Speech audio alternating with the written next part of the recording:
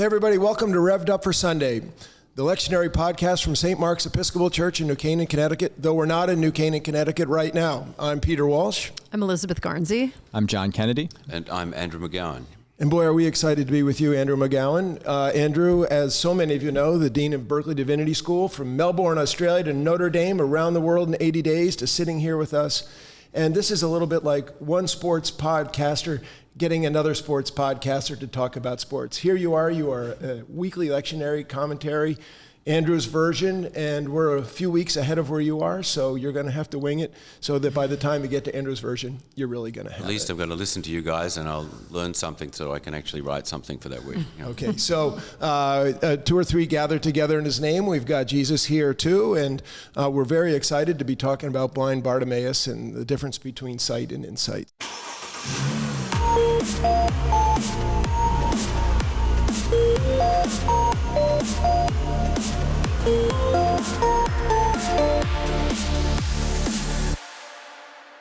So here we are. It's Mark 10:46 to 52. Jesus and his disciples came to Jericho. As he and his disciples and a large crowd were leaving Jericho, Bartimaeus, son of Timaeus, a blind beggar, was sitting by the roadside. When he heard that it was Jesus of Nazareth, he began to shout out and say, "Jesus, son of David, have mercy on me." Many sternly ordered him to be quiet, but he cried out even more loudly, "Son of David, have mercy on me." Jesus stood still and said, "Call him here." And they called the blind man, saying to him, "Take heart, get up, he is calling you." So throwing off his cloak, he sprang up and came to Jesus. Then Jesus said to him, "What do you want me to do for you?" The blind man said to him, "My teacher, let me see again." Jesus said to him, "Go, your faith has made you well." Immediately he regained his sight and followed him on the way. So we've been on the way, as we all know, because we've been working on this, and we've been on the way with Jesus. This is the end of Act 2 of the Gospel here. The portion of the Gospel as Jesus leaves Galilee and heads on his way toward Jerusalem. We're at Jericho, the last stop, before the pilgrimage comes to the pilgrim destination. And Jesus has been teaching us on the way. And John, you've been traveling on the way. You want to get us started here with some insights to get the ball rolling? Yeah. So this passage resonates in some very interesting ways with the previous passage, which was the request of James and John to sit one at Jesus' right and one at his left in his glory and his kingdom. We have somebody making a request of Jesus, a very different sort of request: "Have mercy on me." And Jesus responds in the same way he responds to James and John. What do you want me to do for you? But this blind man, Bartimaeus' answer is of an entirely different order, of an entirely different spirit than the request of James and John to sort of be Jesus's number one and number two guys. It's simply, let me see again. And there's profound spirituality in this passage. There's really interesting stuff going on with the name Bartimaeus itself. So there's a lot to mine here, but maybe that just to kick us off. Andrew? I like the fact that John just referred to the connection with that previous story and how the question was the same one. I mean, because otherwise they seem quite different stories, don't they? And yet I think you're onto something there, because what struck me about this is that James and John, of course, have misconstrued the nature of Jesus' messianic identity. And what does Bartimaeus call out to address Jesus? Son of David. So they're actually both messianic discourses, aren't they? They're both people who come to Jesus wanting him to be the Messiah. And Bartimaeus actually has a much better idea of what that probably means, partly, I guess, because he's a person who is among those, I think of that language of little ones that gets used quite a bit, you know, in that journey narrative. Bartimaeus is one of those who's on the outer, and that actually gives him a perspective from which it's easier to understand what you should expect from the Messiah. Yeah, and it's the end bracket of, this section, as you mentioned, chapter 2, Mark 8 to 10 or so, where it's bracketed by two healings of blind people. And here we get the last one who gets up and follows Jesus and does, quite the opposite of what the rich man does. You mentioned the parallels between the previous passage and James and John, and it also parallels a little bit the scenario with the rich man who is invited to, cast off everything he has and go and sell everything and follow Jesus. And here Bartimaeus casts off the only thing he has, his cloak, and follows right away. He doesn't go. Jesus says, "Go, your faith has made you well," and instead of going, he follows. So it's a very beautifully written, crafted story, the way he weaves in all these different themes. Yeah, I mean, Mark, what a funny storyteller if you think about it. He just strings together like pearls on a string. One right after another, and he says he arrived in Jericho and now he's leaving. So we don't get any of the sandwich. Like Jesus really loved Jericho kind of color commentary here, and that Jericho in particular. I mean, many of us have been to Jericho, the oldest city perhaps in the world, 5 different locations, a pilgrimage stop. It's you go and you take a left turn and go up to Jerusalem. This is where a lot of pilgrims would be walking through. Jesus is coming with his throng, those who were his disciples, and he's coming with people, his people and other people's, and it's 15 miles and 2,500 feet or 3,500 feet up the hill, one long day. And then it says, what I love so much is it said, Jesus stood still. I just love that. This is a whole movement, and Jesus stood still. And that, what do you want more than anything in the world but to know that Jesus stands still to pay attention to you?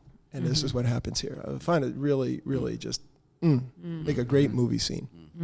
There isn't a sandwich in this one, but I think that Elizabeth's point about reminding us of the chapter 8 healing of the blind man is a bit sandwichy. That's obviously come up in your conversations before, and how Mark does that. But note that in that case, the chapter 8 one, it's this messy sort of initially unsuccessful process. This version, it's much snappier. It's as if we're in a different place on that journey. So that's why I think it is worth considering them as sort of like bookends in which something has happened with regard to that. And you emphasize the journey very much, when you were opening up, Peter. I think so many of these stories get read in isolation. And I think that that's part of what causes us to be frustrated with them, because we don't understand that we're being brought into the story of Jesus who's predicted the passion, on his way to the passion. And even though that doesn't quite tell us exactly how to handle all the difficult things that get said along the way, it does make a difference. Yeah, most definitely does. I want to return to something that Andrew, you raised about Jesus' messiahship and how it's interpreted differently in Mark and in a way sort of approached differently by Bartimaeus here, and the inversion of values here that is such a through line, certainly in the Synoptic Gospels and in Mark, that the first will be last and so on. We see that a sort of inversion of what Jesus values, what is valuable in the kingdom versus in the world, perhaps a little bit in the name of Bartimaeus itself, which I learned for the first time. And this might be stretching things a little bit, but in my research I found that the Aramaic word for unclean is like tama, like TMA. It would be sort of an anglicized version, which is similar to Bartimaeus. So in one sense, his name might mean sort of unclean or son of one who is unclean or something like that, because Bartimaeus means son of Timaeus. But in Greek, the name Timaeus means highly prized. So totally opposite meanings here. And of course, in the eyes of the crowd here, or at least of Jesus' disciples who tell this man to be quiet, he is unclean or unworthy or just, disposable in some way. And for Jesus, he is highly prized. Yeah. And nice. His disposition is so similar to that of the tax collector, right? The parable of the Pharisee and the tax collector at prayer, where the Pharisee is praying as one who presumes, he is highly prized because of his righteousness or something like that. Whereas the tax collector says, have mercy on me, a sinner. And of course it is the tax collector who goes home justified before God according to Jesus' teaching there. And that Jesus' messiahship is oriented towards those sorts of people with those sorts of dispositions. I find very interesting. Yeah, I mean, even that he casts off his cloak, and as you all know, I don't have the Hebrew word for the cloak, but the law has it that you cannot take the poor person's cloak because that's their house, that's their blanket, that's their way to be alive. And we've been talking in Jesus' teachings all along his walk from the Galilee to Jerusalem, Jericho, and now to Jerusalem, is Jesus' demand that we detach, so that we can attach to him. And of course, the symbolic thing that he detaches from the one thing that even the law says you cannot be detached from, and he chucks it off to get there because he knows that this is his hope in Jesus. It's almost instinctive for him. He does it. He just does it spontaneously. It's not that Jesus said, go and sell everything you have, because he was not asked to do that. Yeah. So I think that's an incredible display of exactly what Jesus is looking for in a disciple. The invitation, and then we would spring forward. It says he sprang up to Jesus. Yeah, I mean, Andrew, you have studied the scriptures for years. You're a scholar in the early church, and a scholar in the Eucharist, and a scholar in all of these things. Over time, have you changed the way you've thought about either Mark's gospel or blind Bartimaeus, this story? Has it become more real to you through time, or is it how you read it when you were in seminary? No, I think it has changed. I'm not quite sure how to put that in a nutshell, but I've been reading Mark pretty intently this year with, in the course of producing my own notes and so forth. And I've developed, I think, at least a greater awareness of, I don't take particular credit for this, but a greater awareness of how Mark really is a narrative that should be read not simply as sort of beads on a thread, but as a work that is very much driven by a kind of sense of narrative flow. And the fact that Mark is sort of the shortest and simplest of the Gospels might tempt us to sort of treating it as a sort of naive portrait of Jesus. I don't mean that necessarily disparagingly either, if people want to sort of emphasize that aspect. But even though it's relatively simple compared to Matthew or Luke, and John's a whole different story, the literary art built into some of these questions of structure and the movement from story to story is striking me very much this year in particular. Yeah, and I would love, this is something we've talked about. We know that immediately is used 41, 42, 43 times, but I came upon something recently that really was equally gobsmacking to me. There's something like 678 verses in Mark, and something like, and I don't have the numbers exactly right, 410 of them begin with the word "and." There's no break. It's and just when you might stop going at the period, it's and. Yeah. Picks the pace up. Because it does keep that sense of urgency right through. Yeah. There's not. It's interesting you emphasize that part about Jesus standing still, because you don't really get much of a sense of Jesus spending a lot of time standing still here. So to this idea that this gospel is best approached really as a complete narrative and not, as you said, sort of beads on a thread. I think this is very important because in the past few Sundays we've had teachings come up around money and particularly around divorce, and highlights for me how difficult it often is for people to approach gospel passages and teachings and sayings of Jesus apart from their context.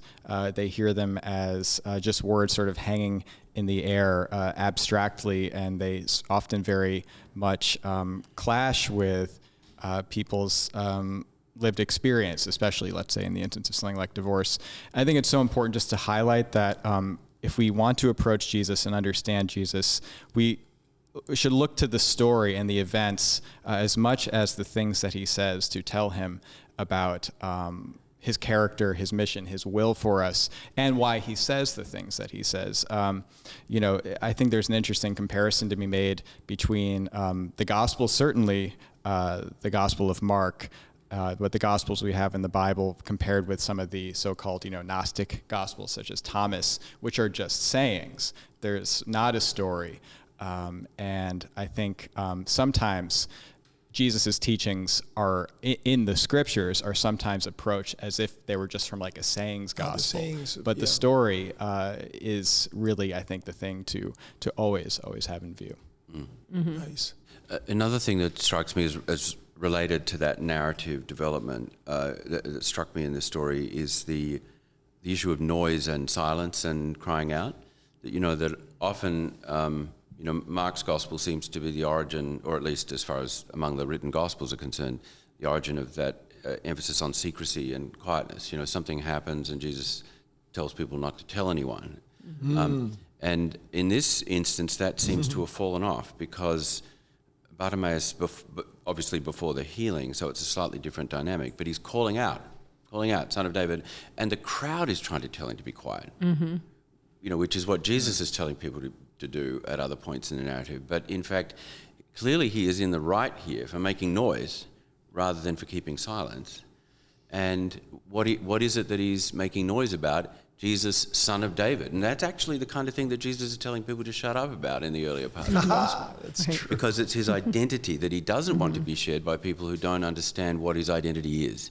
It's not that it's casting Jesus being the Son of David or the Son of Man or whatever it is, the Messiah, into doubt. It's just that it seems to me that Mark wants this narratively this notion of suppression because nobody really understands what it means to say that at this point. And of course the epicenter of that is, Peter's confession at Caesarea Philippi.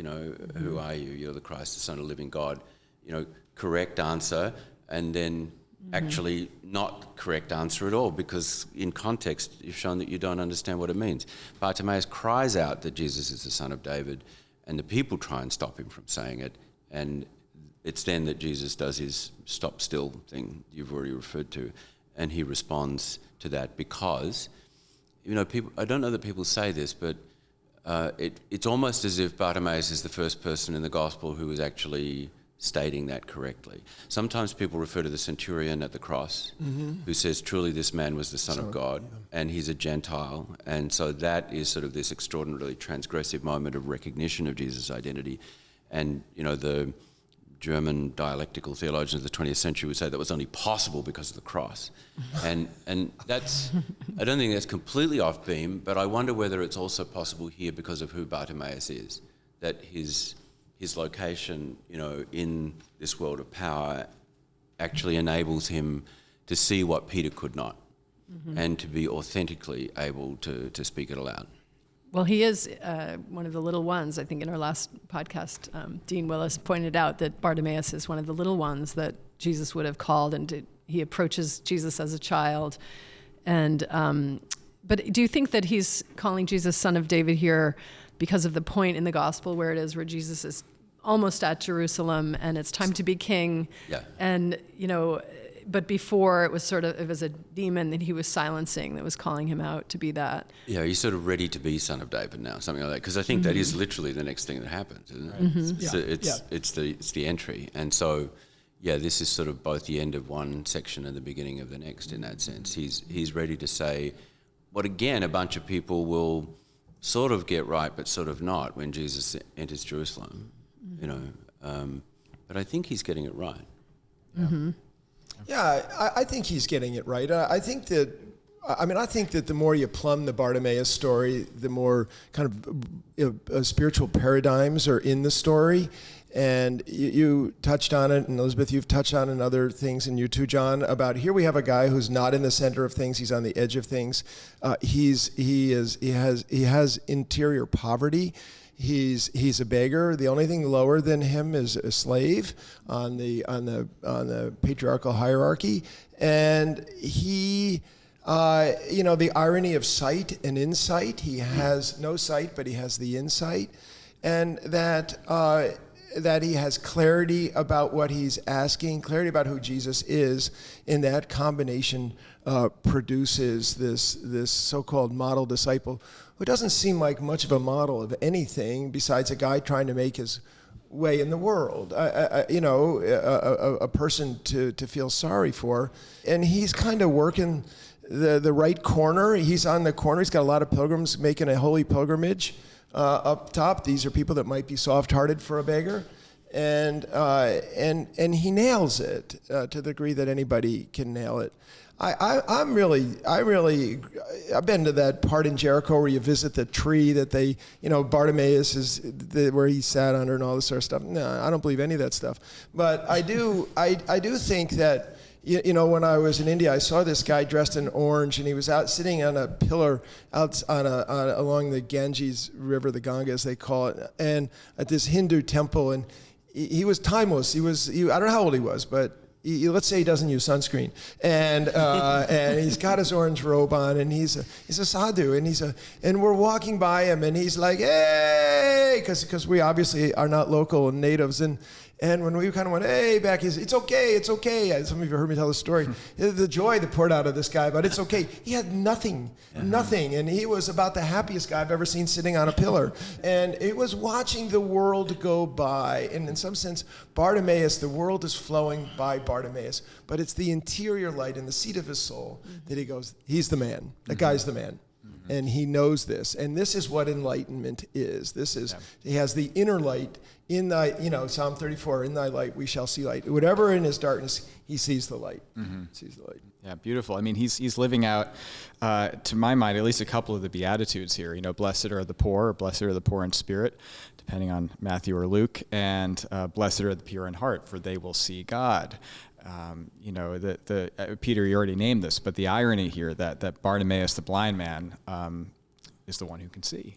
He's the one who can see who Jesus is and what Jesus is about. And of course, so many of the world's poor and marginalized suffer grievously, and it's easy to romanticize their condition, but especially when that poverty, whether of actual material goods or certainly of spirit, is chosen and embraced in some way, there can be an incredible interior freedom, a freedom of being that opens up, that is not available as long as we are not like Bartimaeus, but more like James and John in the last passage, looking to climb the ladder and find our place at the top.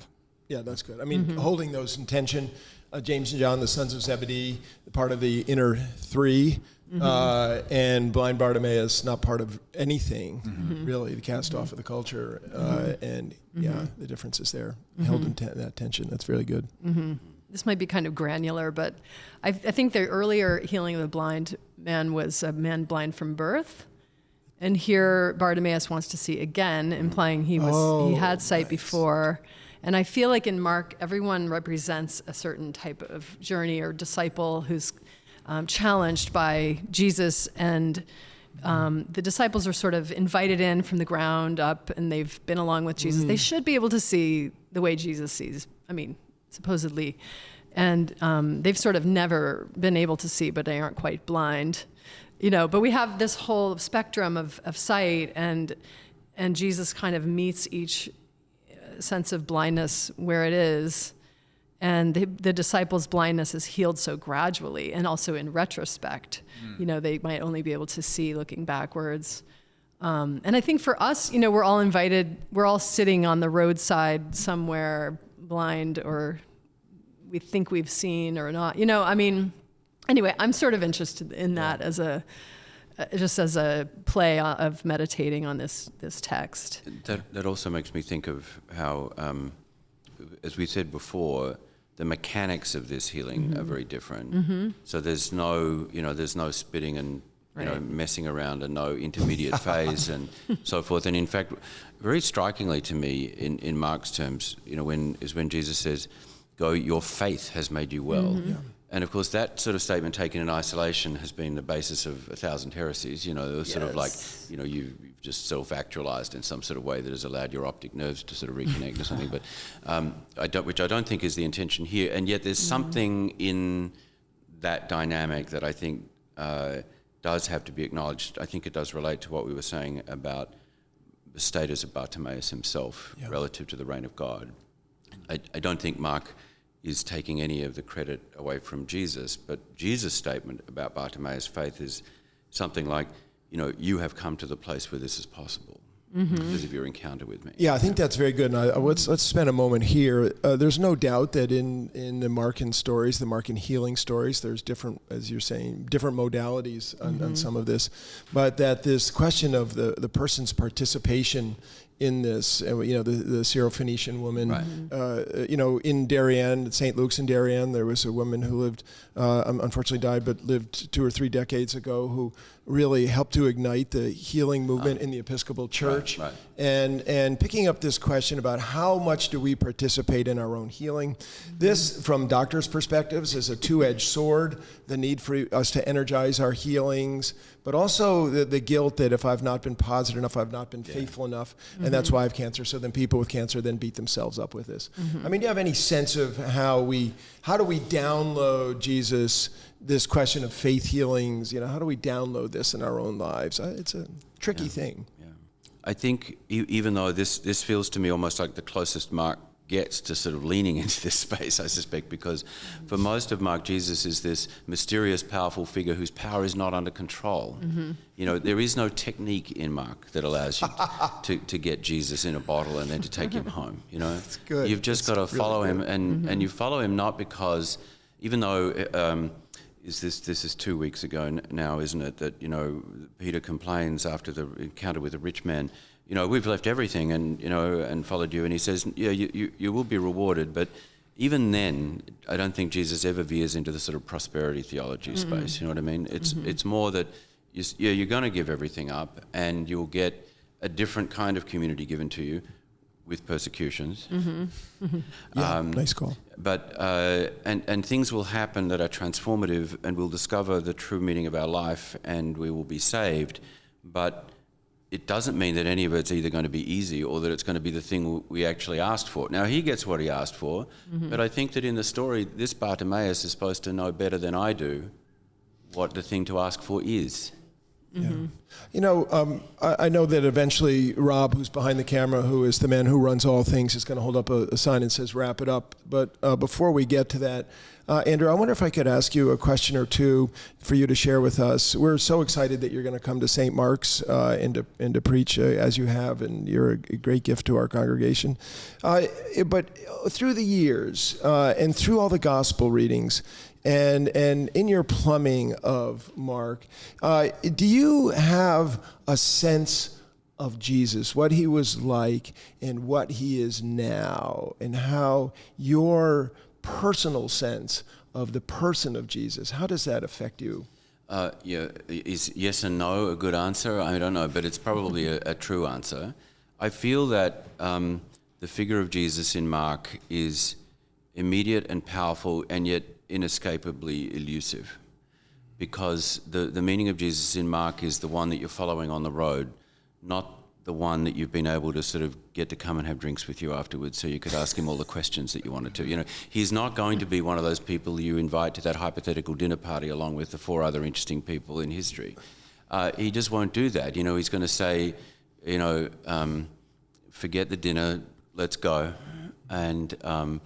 And you will only discover who he is on the way.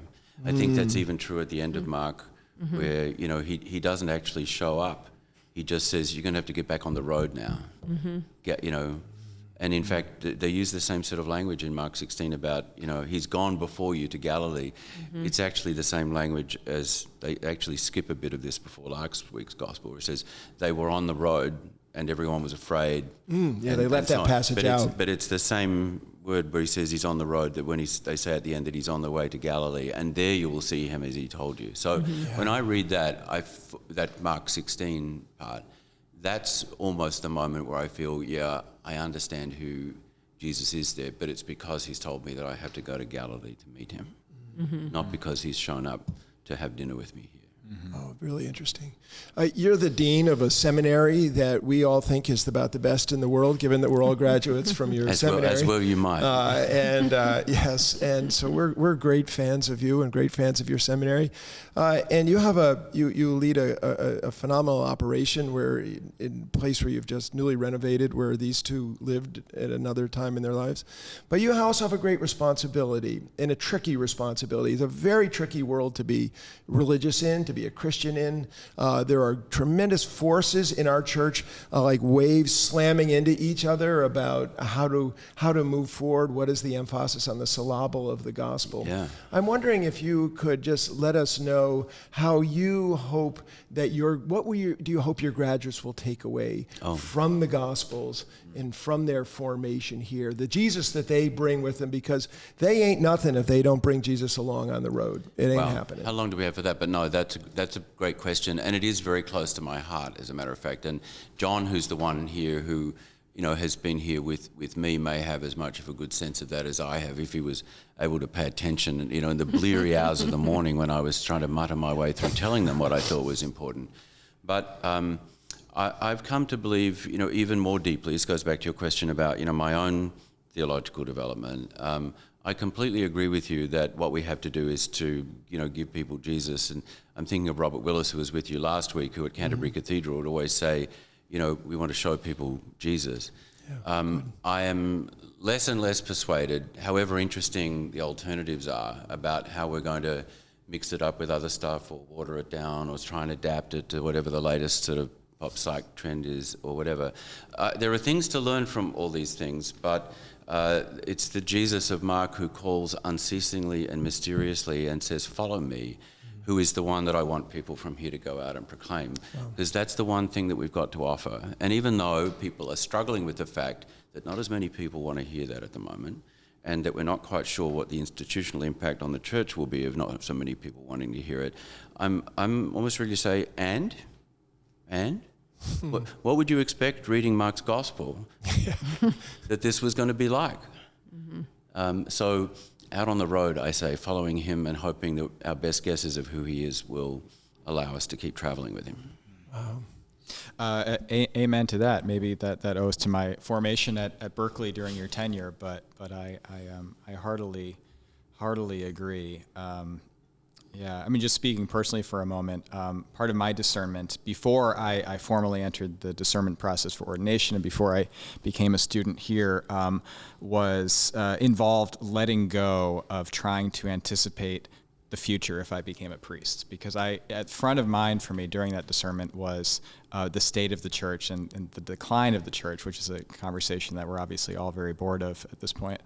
And just in my own life of prayer and theological reflection and so on, I realized that I just need to let go of that and follow Jesus. And nice I think that's true for the church too. Yeah, it's very easy to get distracted with the numbers and how many people are listening or clicking or watching, and it's just all about the message. Right, the danger is if only we really followed St. Mark's podcast authentically and listened to the mysterious message of Jesus, we would be successful again, and all our problems would be solved, which is not actually the way it's going to work. But you might be led towards a more authentic sense of discipleship, and you might find him on the road. Yeah. Well, our goal with the Rev'd Up for Sunday podcast is that people might be drawn into seriously and significant engagement with the Scriptures, so that with that engagement with the Scriptures, the Christ of the Scriptures and the living Christ, the living Jesus of now, might burst forth in their life, and that they might throw off their cloak and jump up and say, I've got a heart. He's calling me, and to get further on the road with him. We are incredibly grateful for your hospitality that you've had allowed us into your world. We are strength upon strength. We're going from Dean Robert to Dean Andrew. I think the three of us, we can just take some time off here and let some real gospel people carry the day. We are super grateful to all of you who've hung in here with us. And we love it when you like and you subscribe and you forward it and you do all that other stuff too. But may Jesus, in Mark's gospel, call you forth, and thank you. Thank you all. Yeah. Peace be with you.